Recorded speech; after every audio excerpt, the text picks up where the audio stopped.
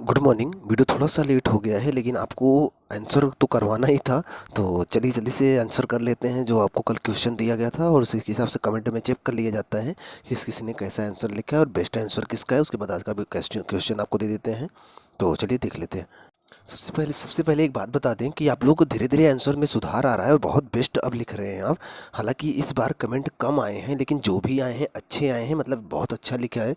और कुछ नए कमेंट भी आए हैं तो इससे लगता है कि नए नए लोग भी लिख रहे हैं।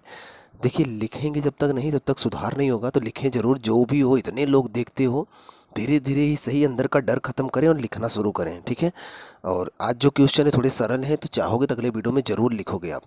तो ये क्वेश्चन ये दिया था मैंने, ध्यान से देखिए और जानते रहिए। जो नए नए क्वेश्चन आपको मिल रहे हैं ना, ये हर एग्जाम में खास करके आपके एसएससी में और पीसीएस लेवल तक पूछे जाते हैं। तो इसी बहाने आपका एग्जाम क्वेश्चन भी तैयार हो जाएगा, प्लस आपको जानकारी भी हो जाएगी। तो ये क्वेश्चन है कि एक व्यक्ति जो उटक मंडल में ब्रिटिश कॉलोनी की स्थापना करता है। एक व्यक्ति था जो कि उटक मंडल, समझते हैं, उटक मंडल को बोलते हैं ऊटी। दक्षिण भारत में एक पर्यटक स्थान स्थान है, मतलब पर्यटक स्थान है, लोग वहाँ घूमने टहलने जाते हैं। ऊटी जंगलों में है, ऊटी ऊटी तमिलनाडु में है। राज मूवी देखी हो, राज मूवी की शूटिंग ऊटी में हुई थी। तो ये ऊटी को ही उटक मंडल बोलते हैं। उटक मंडल में ब्रिटिश कॉलोनी की स्थापना किया था उस व्यक्ति ने। और भारत के बारे में बहुत अच्छे विचार रखता था, मतलब भारत का बड़ा हितैषी था, बहुत जानकार था वो व्यक्ति। उसी ने कहा था कि ब्रिटिश अर्थव्यवस्था, क्योंकि ब्रिटिश यहाँ काम करते थे, ब्रिटिश मतलब अंग्रेज यहाँ पर राज करते थे, यहाँ पर तो पूरा गुलाम करा बना के रखे थे। इसीलिए उन्होंने उसने अंग्रेज़ों के बारे में बोला था कि ब्रिटिश अर्थव्यवस्था एक ऐसे स्पंज के रूप में कार्य करती है जो गंगा नदी के किनारे से समस्त अच्छी चीज़ों को, स्पंज मतलब जो सोख ले कोई चीज़। तो उसने कहा कि जो ऐसे स्पंज के रूप में काम करती है जो गंगा नदी के किनारे सभी अच्छी चीज़ों को सोख लेती है और ले जाकर टेम्स टेम्स ब्रिटेन में एक नदी बहती है, टेम्स नदी के किनारे ले जाकर निचोड़ देती है। निचोड़ देना मतलब यहाँ से सोखी है जो वहीं वहाँ निकाल दे रही है। इसका मतलब ये ब्रिटेन ऐसा काम करता है कि गंगा मतलब भारत से अच्छी अच्छी चीज़ें सारी ले भेज रहा है कहाँ पर, ब्रिटेन में, मतलब कि भारत का नुकसान हो रहा है, ये वो कहना चाहता था इनडायरेक्टली रूप में। तो ये कथन किसका था? उस व्यक्ति का नाम था जॉन सुलिवन। John Sullivan. तो कई लोगों ने अच्छा आंसर लिखा है। बड़ा अच्छा लगता है जब आप लोग सही आंसर देते हो, और ये लगता है कि जैसे कि ये चीज़ मैं ही नहीं जानता हूँ, आप लोग भी अच्छे से जानते हो। तो बहुत अच्छा लगा, कई लोगों ने इसका आंसर अच्छा आंसर दिया। तो इसका आंसर होगा जॉन सुलिवन। दूसरा क्वेश्चन जो जो था, इसमें कई लोग कई जगह पर भटक गए हैं, बहुत बहुत। जिनका कमेंट मैं पहले पढ़ता हूँ, मैं ये सोच, मतलब कि जानते हो जिनका कमेंट पहले पढ़ते हैं, इसका क्यों पढ़ते हैं? क्योंकि उनका कमेंट जितना आया रहता है उनमें से ज़्यादा अच्छा दिखता है। जो लोग भी, देखो, लगभग 100-150 के आसपास लोग देखते हो, लेकिन बहुत लोगों को कलम चलाने में, मतलब लिखने में डर लगता है, क्या लिखें क्या लिखें। जो भी लिखोगे ना, धीरे धीरे टॉप पर आ जाओगे। जिस दिन आप टॉप पर आओगे सबसे पहले आपका कमेंट पढ़ना जाएगा, ठीक है। तो अभी देखो, आज में भी जो भी लोगों ने लिखा है उतना बेस्ट नहीं लिख पाया है। इसका आंसर मैंने पूछा था कि कौन सी मुख्य बातें हैं जिनका वर्णन 3 जगह है। तो मुख्य बातें, मतलब मेरे कहने का ये है, कौन कौन सी मुख्य बातें हैं जिनका वर्णन 3 जगह, उन 3 जगहों का मैंने नाम गिनवाया था कि मूल अधिकार, मूल कर्तव्य और नीति निषेध तत्व। 3 जगह पर कौन सी बातें हैं, कौन सी मुख्य बातें हैं जिनका वर्णन तीनों जगह पर है। तो सब ने क्या लिखा है? शिक्षा। सब ने लिखा कि शिक्षा, शिक्षा का वर्णन 3 जगह है, मानेंगे। एक तो है मूल अधिकार में अनुच्छेद 21A में है, सही है। और अगर आप जाएंगे नीति निषेध तत्व में तो वहाँ अनुच्छेद 45 में है, सही है।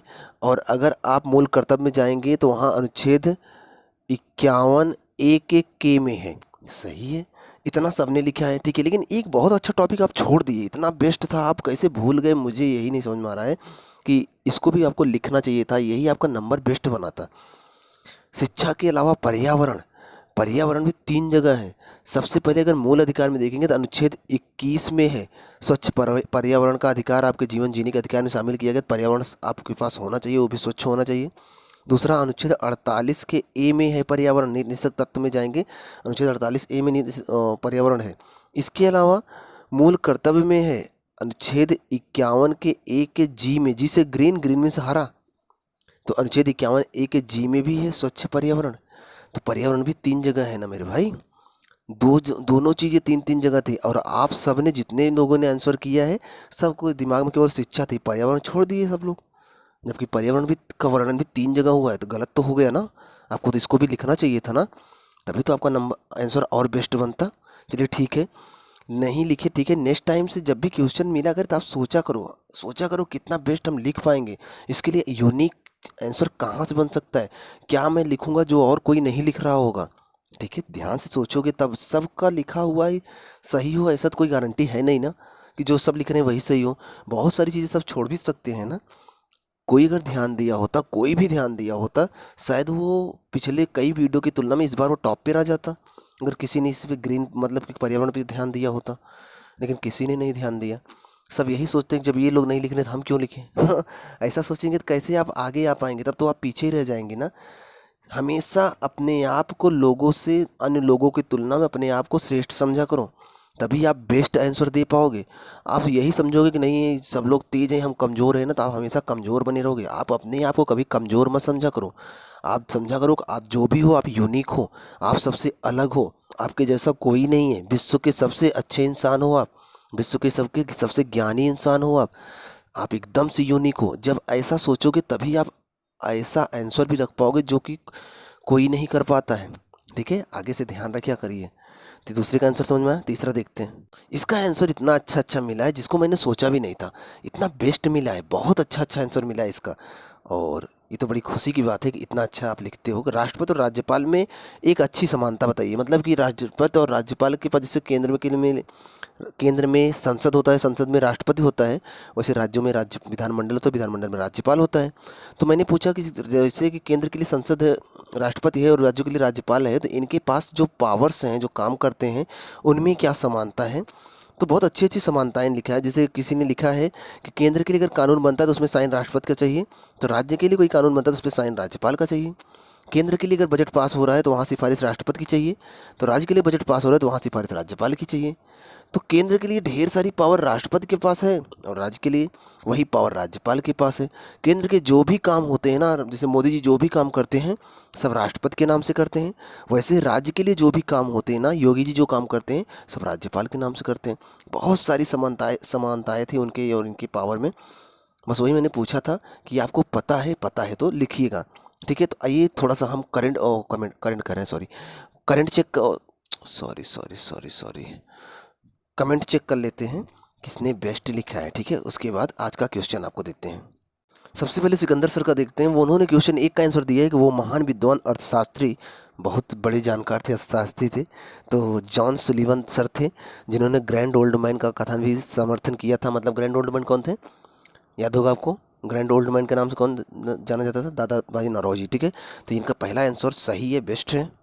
दूसरे का आंसर मैंने पूछा था वो कौन सी चीज़ें हैं, मतलब कौन से कौन सी चीज़ें हैं जिनका संविधान में 3 जगह वर्णन किया गया है, मौलिक अधिकार, मौलिक कर्तव्य और निदेशक तत्व। तो इन्होंने शिक्षा का कहा कि 3 जगह वर्णन है, 21 में है और शिक्षा 21 में है और 45 में है और 51 एक ही ग्राम मतलब के नंबर में था, सही है। लेकिन ये भूल गए कि पर्यावरण भी है। कहाँ पर है, 21 में है। इसके अलावा कहाँ है, 48A में है पर्यावरण। इसके अलावा 51 के AG में है। दूसरी बात ध्यान रखा करें, आप लोग कभी भी लिखा करें तो 51 का कैपिटल A है, उसके बाद ABCD चलता है स्मॉल में। ठीक है, इस बात को ध्यान रखा करें। तो आपको तो ये का आंसर दिए, लेकिन एक चीज़ और था, उसका आंसर आप नहीं दिए हो। ये वाला आंसर, समानता वाला आंसर देखो, इन्होंने बहुत अच्छा लिखा है। राष्ट्रपति और राज्यपाल की शक्तियों में क्या समानता है कि जैसे कार्यपालिका शक्ति, विधायिका शक्ति, विधायिका वित्तीय शक्ति, अन्य शक्तियाँ। जैसे कि विधायी शक्तियों में की गई है कि कोई भी कानून राष्ट्रपति के या राज्यपाल की अनुमति से ही पास, राष्ट्रपति अनुमति के बिना पास नहीं हो सकता। मतलब कि जैसे केंद्र में राष्ट्रपति अनुमति देता है उसे राज्यों में राज्यपाल देता है। ये सही है, समानता है, सही है। और वित्तीय शक्ति में पैसे वाली पावर में इन्होंने लिखा कि कोई भी धन विधेयक, वित्त विधेयक राष्ट्रपति या राज्यपाल की अनुमति के बिना पेश नहीं किया जाएगा। वन लाइनर सटीक आंसर, कितना बेस्ट लिखा है इन्होंने। जो जो चीज़ मैंने समझाया था वही चीज़ ये भी बता रहे हैं, तो ये आंसर बेस्ट माना जाएगा, अच्छा माना जाएगा। बस सिकंदर सर थोड़ा सा और काम किए होते कि ये जो विधेयकों पर अनुमति है, अनुच्छेद 111 में होगा राष्ट्रपति को मिला होगा, और 89 प्लस करेंगे तो यही 200 अनुच्छेद में राज्यपाल को है। तो थोड़ा सा रखे होते कि विधेयक पर अनुमति कोष्टक में अनुच्छेद इतने से राष्ट्रपति, इतने से राज्यपाल, तो और बेस्ट हो जाता। और ये विधेयकों पे अनुमति भी अनुच्छेद इतने से राष्ट्रपति, इतने से राज्यपाल, तो और बेस्ट हो जाता। संविधान में जब कोई चीज़ आपको आंसर राइटिंग किया करो ना, तो वहाँ पर कोशिश किया करो कि उससे संबंधित अनुच्छेद जरूर लिख दिया करो। वो और यूनिक बना देता है और बेस्ट बना देता है, मतलब कि आपके आंसर में और सुधार की जा सकती थी ना। प्रतीक श्रीवास्तव सर ने आंसर तो दिया है, लेकिन ये इस वीडियो के नीचे दूसरे वीडियो का आंसर दे दिया है, तो उसका तो यहाँ चेकिंग नहीं किया जाएगा ना। तो सही वीडियो के नीचे सही क्वेश्चन का आंसर लिखेंगे तब आपकी चेकिंग वहाँ पर हो जाएगी, तो उसके हिसाब से आपके आंसर का कंपेयर भी कर लिया जाएगा। जैसे कि आज का वीडियो जो अपलोड होगा उसका आंसर उसी के नीचे लिखेंगे तो कल उसको चेकिंग कर लिया जाएगा। अच्छा, कॉमेडी ब्लॉग करके ये जो आंसर आता है काफ़ी अच्छा आता है, और पता नहीं कौन है ये, लेकिन ये है आंसर अच्छा लिख लिख लिख कर एक पहचान अपनी बना रखे हैं ये। पहला का आंसर दिया जॉन सुलिवान जी हैं, सही है। दूसरे का आंसर दिया है कि आर्टिकल 21 में और आर्टिकल 48 में और आर्टिकल 51 जी में पर्यावरण का संरक्षण के बारे में है। दूसरा शिक्षा का अधिकार 21 ए में है, आर्टिकल 46 में, और 51 के में है। दोनों तीन तीन जगह है, तो क्या ये आंसर सही है ना? यही तो मैंने भी बताया ना, यही सिकंदर सर ने छोड़ दिया था ना। तो ये तो सिकंदर सर की तुलना में तो ये वाला ज़्यादा बेस्ट माना जाएगा कि नहीं माना जाएगा, आप ही सोचो। और ये देखिए कि राज्यपाल सीएम की नियुक्ति करता है और महाधिवक्ता की नियुक्ति करता है, दोनों की राज्यपाल के प्रसाद पर्यंत काम करते हैं। तो राष्ट्रपति पीएम और महान्यायवादी दोनों राष्ट्रपति के प्रसाद पर्यंत काम करते हैं। कितना बेस्ट लिखा है, कितना बेस्ट लिखा है। बस थोड़ा सा अगर आर्टिकल डाल देते किस अनुच्छेद में है ये, तो और ये शुद्ध अच्छा दिखता ना। फिर भी ये कॉमेडी ब्लॉगर का जो ये आंसर आया है, तीनों के तीनों आंसर बेस्ट माने जा सकते हैं, अच्छे माने जा सकते हैं। ये जो विशाल भाई ने लिखा है, एक मिनट, विशाल यादव का जो आंसर आता है ये भी अच्छा आता है। जॉन सुलिवन सही है। पर्यावरण का संरक्षण का 3 जगह पर वर्णन है, ये अनुच्छेद ये रखे गए हैं। और इसके अलावा शिक्षा का अधिकार का 3 जगह वर्णन है, तो अनुच्छेद ये तीनों इन्होंने लिखा है, जबकि दोनों सही है, आप भी जानते हो सही है। इन्होंने अनुच्छेद क्वेश्चन तीसरे का आंसर दिया है कि राष्ट्रपति केंद्र में प्रधानमंत्री की नियुक्ति प्रसाद पर्यंत होती है, तो वैसे राज्यों में सीएम की नियुक्ति राज्यपाल के प्रसाद पर्यंत होती है, तो सही है। ये समानता है, जानते हो, मंत्री और प्रधानमंत्री की नियुक्ति राष्ट्रपति के प्रसाद पर्यंत आता है, वैसे राज्यों में मुख्यमंत्री और मंत्रियों की नियुक्ति राज्यपाल के प्रसाद पर्यंत आता है। तो दोनों में समानता है। अगर लेकिन आर्टिकल डाल दिए गए होते तो और बेस्ट हो जाता। फिर भी सही है, तो यहाँ पर इनका तीनों आंसर सही है। अगला आंसर हम वंदना जी का चेक कर रहे हैं। देखिए, इन्होंने शिक्षा का अधिकार बताया, इसका 3 जगह वर्णन है, एक तो 21 में है, इसके अलावा जो कि 21 ए में है यहाँ पर, जो कि 86वां संशोधन 2002 के द्वारा जोड़ा गया था। ये बहुत अच्छी नॉलेज है, जो कि अभी तक किसी ने बताया कि किस संशोधन के द्वारा इसे हमने जोड़ा था, ठीक है। और नीति निषेध तत्वों में भी है, जो कि 45 में रखा गया था। इसके अलावा 51 ए के में है, जिसमें 6 वर्ष से ये तो 45 में है, इसके अलावा 51 ए के में है। यहाँ पे 6 से 14 वर्ष के बच्चों को शिक्षा के बारे में, मतलब कि माँ अभिभावकों का कर्तव्य होगा कि उन्हें शिक्षा का अवसर प्रदान करें, तो सही है। इसके बाद वंदना जी ने दूसरा आंसर दे दिया, जबकि इन्होंने पर्यावरण छोड़ दिया। पर्यावरण को अभी तक बताए, वो भी 3 जगह पर था, तो उसको भी आंसर देना चाहिए था इनको। इसके बाद इन्होंने कहा कि जॉन सुलिवन, एक क्वेश्चन और था ना, ऊतक मंडल ऊटी वाला, तो उस और मतलब कि ब्रिटिश अर्थव्यवस्था एक स्पंज के रूप में काम करता है, तो ये बात इसने कहा था जॉन सुलिवन ने, तो ये सही है। तीसरा क्वेश्चन था कि इनके शक्तियों में समानता क्या, थोड़ा ये देखते हैं। इनका तीसरा वाला आंसर अन्य लोगों की तुलना में बेस्ट इसलिए माना जा सकता है क्योंकि इन्होंने अनुच्छेदों को शामिल कर दिया, ठीक है। लेकिन क्या करें, इन्होंने दूसरे क्वेश्चन में एक टॉपिक छोड़ दिया पर्यावरण का, जो कि अन्य लोगों ने शामिल कर दिया है। तो कुछ न कुछ कमी हर जगह रह जाती है, इसीलिए कोई एकदम से टॉप पर नहीं आ पाता है। जैसे कि इन्होंने कहा कि आर्टिकल 53 के तहत केंद्र की कार्यपालिका शक्ति राष्ट्रपति में निहित होगी, वैसी तरह आर्टिकल 154 में राज्य की कार्यपालिका शक्ति राज्यपाल में निहित होगी। बेस्ट है, सही है।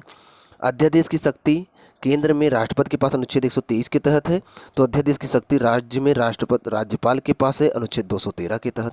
एकदम से सही है, जो कि अभी तक किसी ने इस तरह से अनुच्छेद, मतलब तीसरे क्वेश्चन का आंसर इस तरह से नहीं लिखा कि इस अनुच्छेद के तहत ये पावर है। बस ये लिखा कि ये पावर केंद्र में इनके पास है, ये पावर, तो अगर उनसे कंपेयर करें तो ये ज़्यादा बेस्ट है। लेकिन वंदना जी ने जो 3 जगह वाला क्वेश्चन पूछा गया था उसमें पर्यावरण वाला टॉपिक छोड़ दिया, जबकि पीछे कई लोगों ने पर्यावरण को शामिल करके अच्छा आंसर बना लिया है। तो अगर वंदना जी यहाँ से आगे निकल रही हैं तो वहाँ से अन्य क्वेश्चनों से पीछे चली जा रही हैं। ये आदेश मिश्रा का जो क्वेश्चन का आंसर आया है, पहला तो जॉन सुलिवान सही है। शिक्षा का अधिकार, जो कि मौलिक अधिकार आर्टिकल 21 में, मौलिक कर्तव्य में 11वां है, और उसके अलावा नीति निषेध तत्व में 45 में है, तो सही है। लेकिन इसके बाद पर्यावरण, तो इन्होंने पर्यावरण का जिक्र ही नहीं किया, तो दूसरा पूरी तरह से सही नहीं माना जा सकता। और दूसरा इन्होंने जो समानता दिया है, देखो कितना अच्छा दिया है कि दोनों नाम मात्र के शासक हैं, क्योंकि वास्तविक शासन तो पीएम और सीएम करते हैं, वेस्ट मान लेंगे इसको ना। और दोनों में स्वविवेकी शक्ति है, मतलब कि दोनों अपने से सोचकर भी कुछ काम कर सकते हैं, ये भी मान लेंगे, सही है ना। बस आर्टिकल पढ़ा होता तो और अच्छा हो जाता, लेकिन दूसरा आंसर पूरी तरह सही नहीं है क्योंकि पर्यावरण छोड़ दिया इन्होंने। अगला क्वेश्चन देख, मतलब सोनम मौर्य का देखते हैं, सोनम जी ने क्या लिखा है। जॉन सुलीवन का पहला तो सही है, लेकिन दूसरा वाला 6 वर्ष से कम आयु के बाल शिक्षा का व्यवस्था के बारे में तीनों में कहा गया है, किसमें कहा गया है, ये इन्होंने अच्छे से डिस्कशन नहीं किया। दूसरा क्वेश्चन का आंसर इनका बेस्ट नहीं माना जा सकता। तीसरे का आंसर देखते हैं, राष्ट्रपति और राज्यपाल के पास स्विवेकी और क्षमादान की शक्तियां हैं। तो ये समानता तो है, सही है, लेकिन आर्टिकल डाले होता तो और बेस्ट हो जाता। राष्ट्रपति की क्षमादान शक्ति 72 में और राज्यपाल की 161 में है। ठीक है, ये वाली तो आंसर सही माना जाएगा, लेकिन दूसरा तो आंसर इनका गलत हो जा रहा है, बहुत अच्छा है ही नहीं दूसरा आंसर। दूसरे में दो दो क्वेश्चन पूछा गया था, एक भी ढंग से नहीं लिखा इन्होंने। तो इस बार का अगर बेस्ट आंसर की बात की जाए तो एक जो कॉमेडी ब्लॉग करके लड़के ने लिखा है, लड़का या लड़की है जो भी हो, कॉमेडी ब्लॉग करके जिनका आंसर आया है वो बेस्ट आंसर है। उनका तीनों सही है और अच्छा लिखा है, उन्होंने पर्यावरण और शिक्षा का अधिकार दोनों को बताया, 3-3 जगह उसका वर्णन है। और एक विशाल यादव करके जिस बच्चे ने लिखा है, उनका आंसर भी तीनों सही है, अच्छा है। वंदना जी का आंसर शुरू में बड़े अच्छे आते थे, अभी वो थोड़ा सा लग रहा है कहीं कहीं से कोई टॉपिक छोड़ देती हैं या फिर भूल जाती हैं। थोड़ा ध्यान रखिए आंसर राइटिंग में, आपकी जो लिख रही हैं आप बहुत अच्छा लिख लेती हैं, थोड़ा और सुधार करिए। आगे से आशा करते हैं कि आपके आंसर और अच्छे आएंगे। ठीक है, तो कॉमेडी ब्लॉग और विशाल यादव के जो आंसर हैं ज़्यादा बेस्ट हैं आज के वीडियो में, दोनों के आंसर, क्योंकि आर्टिकल के साथ इन लोगों ने लिखा है।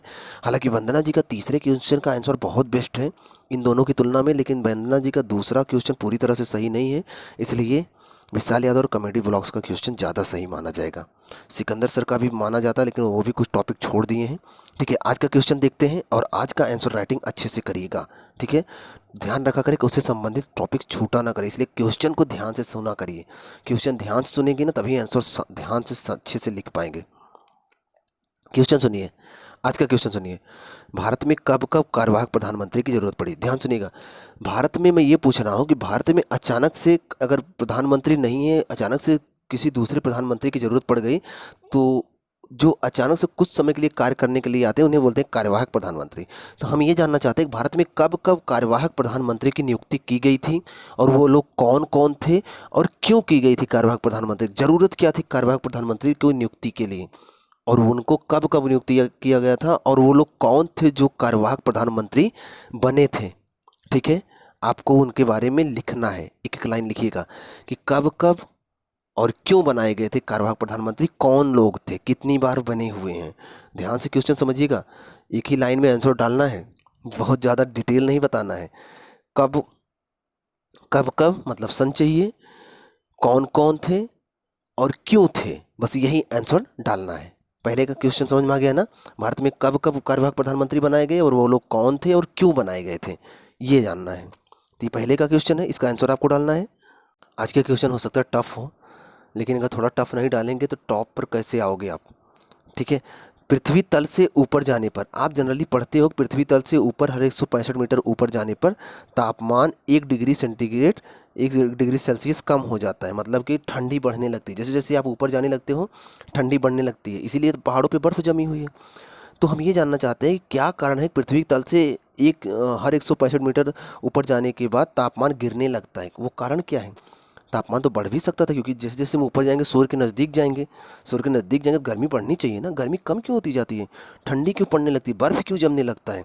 ये हम जानना चाहते हैं कि पृथ्वी तल से ऊपर जाने पर एक निश्चित समय बाद तापमान गिरने लगता है और ठंडी बढ़ने लगती है, बर्फ़ तक जम जाता है, ऐसा क्यों होता है, इस क्यों का आंसर चाहिए। ठीक है, आज के आंसर टफ होंगे और आज से ही पता चलेगा कि आप कितना नॉलेज रखते हो। क्या क्वेश्चन समझ में आ चुका है? चलिए अगले क्वेश्चन पर। क्वेश्चन ध्यान सुनिए। ओजोन गैस का तो नाम आप सुने हो, क्या ओजोन गैस प्रदूषक है? प्रदूषक है आपको लगता है?